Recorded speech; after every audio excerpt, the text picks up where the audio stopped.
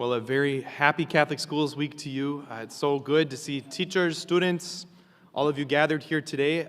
It's very exciting. I can attest, all of those are wonderful. Our teachers are so wonderful, and the formation that they give to the students is so beautiful. They'll even tell me when I'm running in the hall, we don't do that. I'm like, this is good, this is good. But I just want to take a moment in this sermon here to acknowledge that there's a lot going on right now. In our world, in our communities, people's families. And as I say that, I just invite you along with me, just let your guard down a little bit. Don't feel the need to read into what I'm saying. You know, what's Father Ryan's underlying message? What's he really trying to say? What's his ulterior motive as he talks about some of this stuff? If you want to know what my ulterior motive is, what I'm actually trying to say, I love you. I see you, and I care about you, all of you. As a priest in the last couple of weeks, I've met with a variety of different people who are struggling. I've met with immigrants and their families who are living in fear.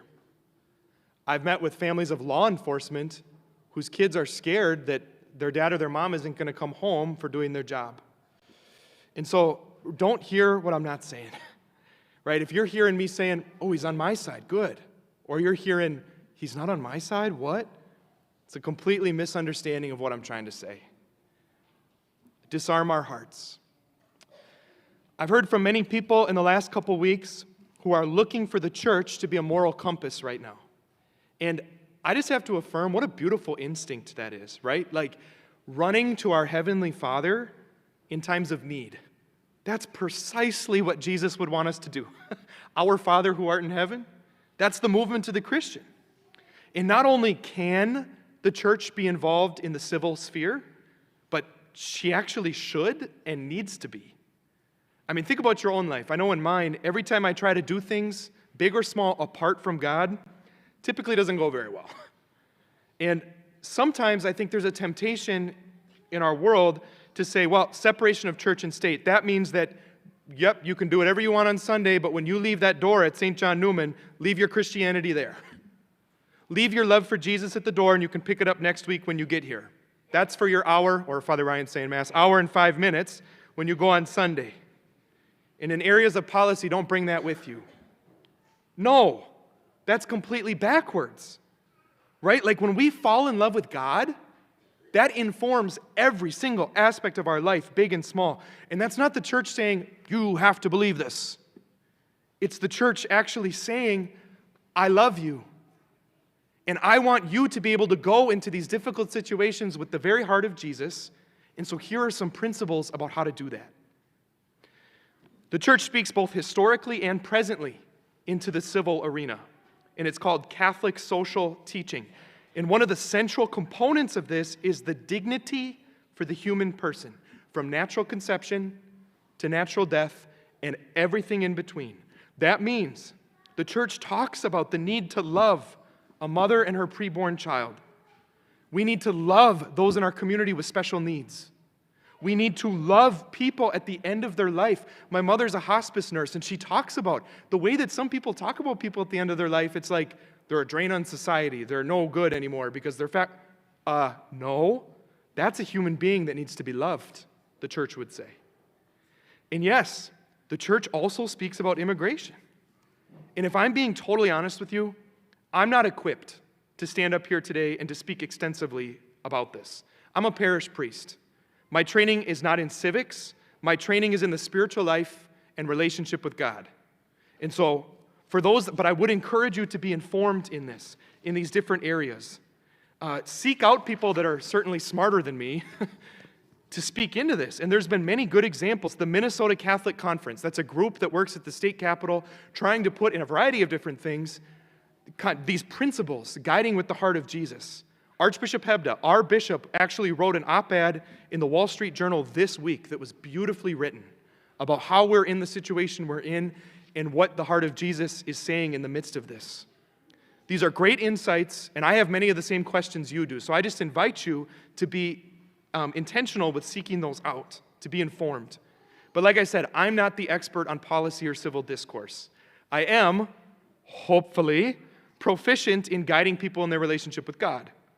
And so I just want to speak to you today about our relationship with God in the midst of the world that we live in.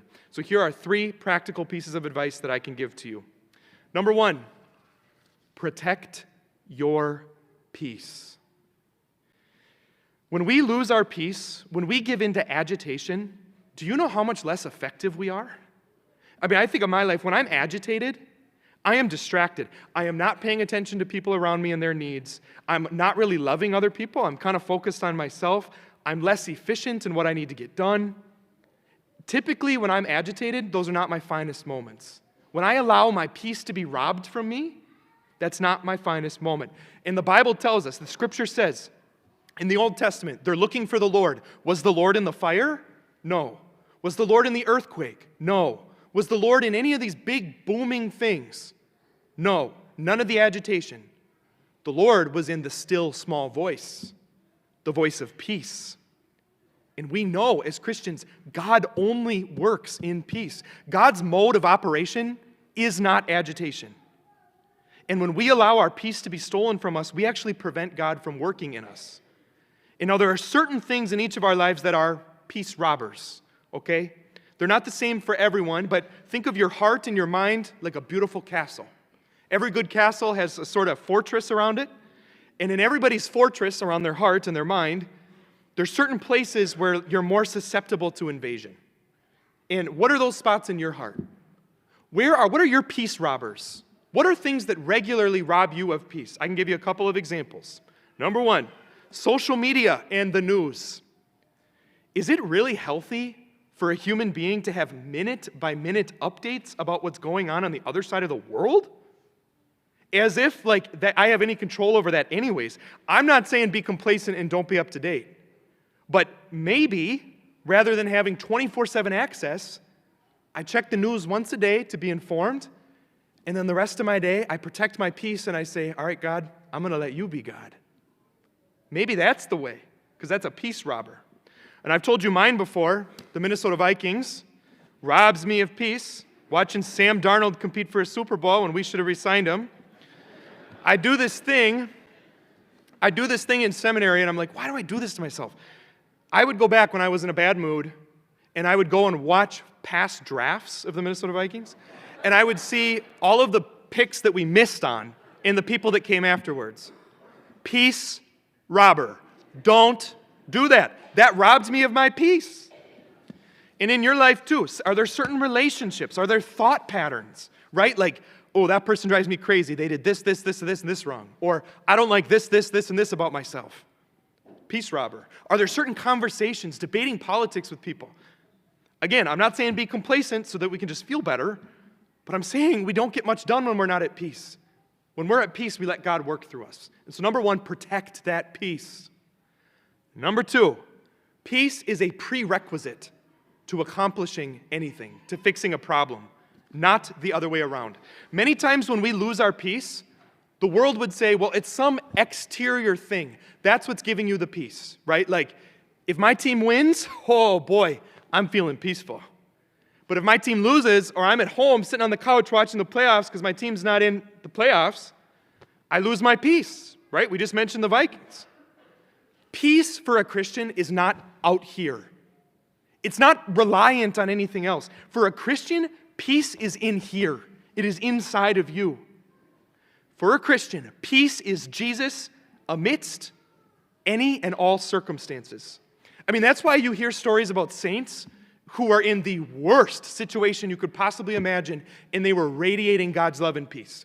Think about St. Maximilian Kolbe or St. Elizabeth of the Trinity. They were actually in World War II in concentration camps as prisoners. And the people that wrote about them said they were just beaming with peace. They're in one of the worst exterior situations I could possibly imagine, and here they are. They're helping take care of other prisoners' kids.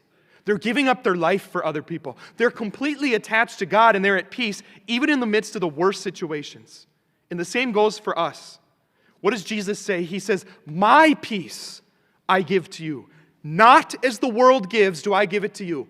If you and I are seeking for the peace that the world gives, I'll just tell you this, it's not going to last. It's fragile. My quarterback gets injured, my peace is gone. I read something online, my peace is gone. Nope. Jesus is saying, my peace is permanent. My peace is always accessible. And we need to be at peace in order to go in and actually solve a situation. I used to work at the YMCA over a summer when I was in seminary, and for whatever reason, I got assigned the 4-year-olds. And so, God bless you, Teresa Burdick, but me and this other teacher had this class, and there's the cutest little kid. Her name was Elsa, and she was really sweet, but every day at lunch, if one of the boys sat in her spot, it was like an eruption. Like temper tantrum are us. And so one of my first days, of course, one of the boys sits in her spot, not even thinking, and it's an eruption. And so I go over there, and I'm trying to reason with her. You know, she's screaming, she's combative, she's throwing her arms, and I'm like getting down on her level, and I'm like, Elsa, you know, maybe Noah didn't actually know what he was doing. Maybe he was just thinking, not helping. Screaming in my face. And so one of the other teachers like, Ryan, you can't try to reason with her like this. You need to let her calm down first, and then you can have this conversation. I don't think we're all that different from Elsa. I don't think that I'm all that. I learned something from her that day, that, you know what? When I try to solve a problem, when I'm agitated, when I'm having a temper tantrum, that's a mistake. It's not like I need to solve that problem and then I get peace back. No. I need to regain my peace and then go into the situation. And so right now, I'm not saying don't act on anything that's going on, but perhaps the solution is actually, instead of trying to go fix it right away, it's actually to quiet down. Regain your peace, enter into a relationship with God, then you'll be in a position to address the situation. So number 1, protect your peace. Number 2, peace comes before fixing the problem. And number 3, our focus as Christians needs to be on the truth, not just on being right. There are so many disagreements right now within families, within Christians, within the world. And how do we as Christians navigate disagreement? Well, firstly, I would just point out, I have yet to meet someone who has said, wow, you know what? That bumper sticker really changed my mind. That social media post, that's what did it for me. I actually took a show of hands at the 8 a.m. and one woman raised her hand. I'm like, well, there goes that. 99.9% of people are not converted by bumper stickers or family debates about politics. Is it really worth it? Is it really worth it? But secondly, as Christians, we're focused on the truth. We're focused on the truth. And Jesus says, I am the way, the truth, and the life. I'm focused as a Christian on how Jesus sees things. I'm not just focused on being right and looking good or proving a point over another guy. I mean, the Pharisees had this issue. They would go into a situation, they could care less what the right answer actually is. They don't care about being correct. They cared about being right, looking better than that other guy, winning over that person. That's not the Christian. We're focused on the truth. I had a mom tell me recently, she's like, you know what? I obviously think about this situation a certain way, but I am totally open to being proven wrong. And I thought, wow, that inspires me actually. The humility of that statement. I'm open to being proven wrong. Meaning this isn't about my ego. This isn't about me being right. This is about, I want to arrive at the fullness of what Jesus teaches. I want to know what his heart thinks. And that's what I think. I'll close here. I'll quote Deacon Hall to you as he sits right here. Deacon Hall said, when you go into a situation and you actually disagree with someone on something and you're talking through it, I mean, think about it. If we have the humility, it's actually a win-win. We either go into the situation and it's like, wow, all right, what I had believed before is actually true, and I have the truth. That's great. That's a win. Or I go into this situation and actually the other person was correct. I was misguided before, and now I've learned the truth. I have the truth. Win, win. If we're seeking the truth and not just to build ourselves up. And so today, 3 things for you. Protect your peace. Peace needs to be restored before we solve a problem. And 3, focus on the truth, not just on being right. And now I'd ask you to please stand as we profess our faith.